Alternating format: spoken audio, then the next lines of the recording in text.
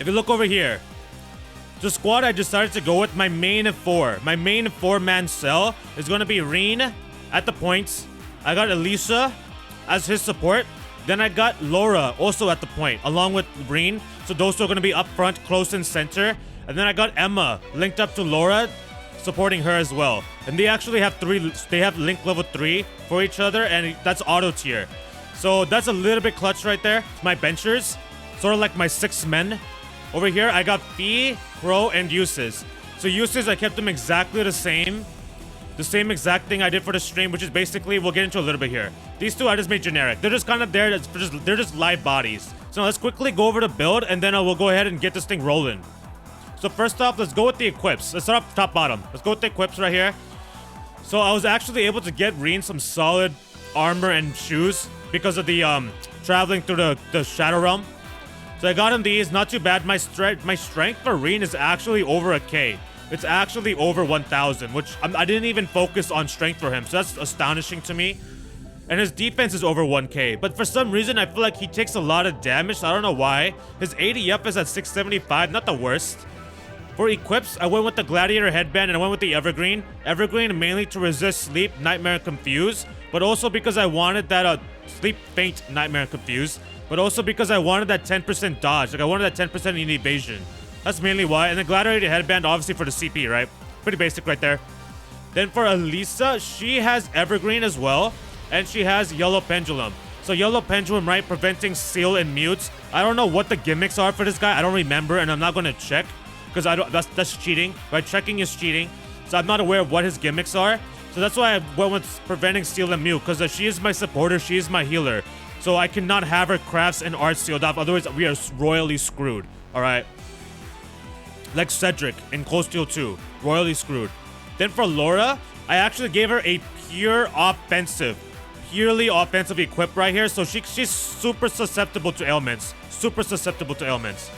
So I gave her Medal of Valor, giving her 5 speed, which is big time because she is slow. And then also giving 25 strength. Now, the main key here is Passionate Rouge, which gives 50 strength. Passionate Rouge gives 50 strength, which is massive. And it also prevents freeze, petrify, and the main cause for concern, stat down. So I gave her preventing stat down because I really need her damage at the get-go. Like she's gonna be, I need her to put massive damage the first turn using domination. And then after that, I just need her to sustain decent damage because she is my main damage dealer here.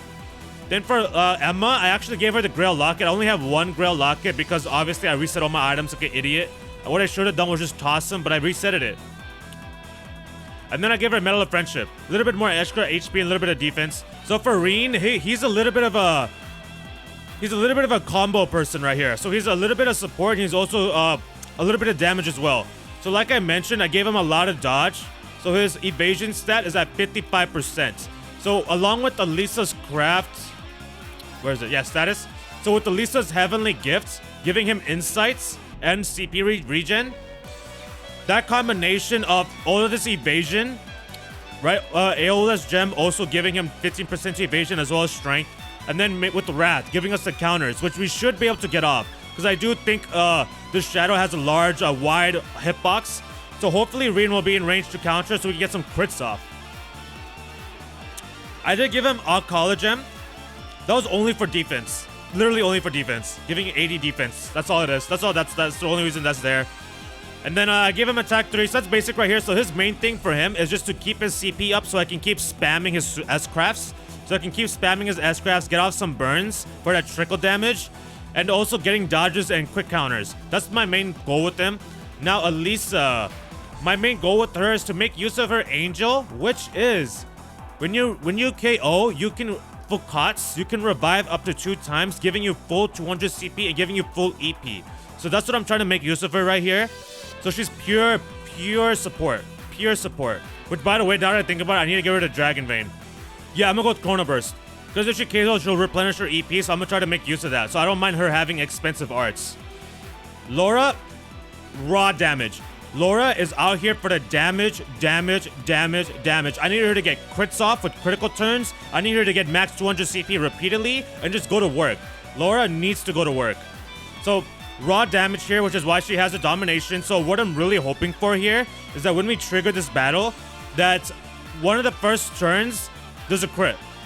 If I can get one of the first few turns with the crit and get Laura's S-Craft off at full 200 CP, that's right there is going to be massive. So I gave her the Mars Gem, again, Strength. Domination, obviously. Spirit Breaker, Strength. Attack 3, Strength. Quillen I gave because it gives 30 Strength, but also because it has a 10% chance to proc Strength reduction.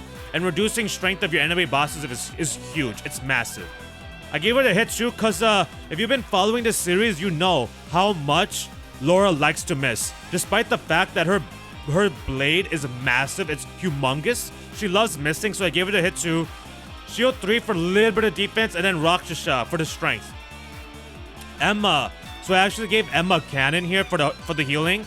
So the main reason why I'm using her over Elliot's is because few reasons. First of all, I gave her Adamantine Shield.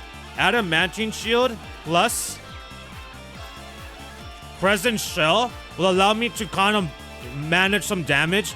And also, the number one reason is because of Serene Blessing. Serene Blessing I like a lot more than Holy Song. Just because, right, it's all called Holy Song, right? Yeah, so I like Serene Blessing more than Holy Song because it's a recovery, like a revival. So that's gonna be huge because if I remember correctly, this guy, this massive problem, this headache, loves to steal someone's soul. And if you get it back and it faints, like this will Serene Blessing will quickly turn over, right? I can quickly turn over fainted characters rather than having to use arts all the time. Which, by the way, Alisa also has recovery if KO'd, and Eustace also has recovery if a character KO'd. So I have 3 characters. I feel like that's a good balance right there. And then I got the Tira, Tyr, Tyrell, and Athalas. So all those single targeting healing abilities combined with Serene Blessing is looking kind of nice there. And then that's why I also gave her the Water Bell. So Water Bell, cast 2, EP cut. It's going to allow the water healing arts to kind of roll through so we can constantly keep healing our characters and start doing some pre-heals, right? That pro strats. Try to predict some of that. I gave her the Chakra Varti Gem as well as the Hellfire only to add EP. It's the only reason that's there. Holy Breath is to give a little bit of AoE heal because Emma doesn't really have any AoE heal abilities. So that's why Holy Breath is there. And again, I gave her EP just to give her extra EP. So that's Emma's build.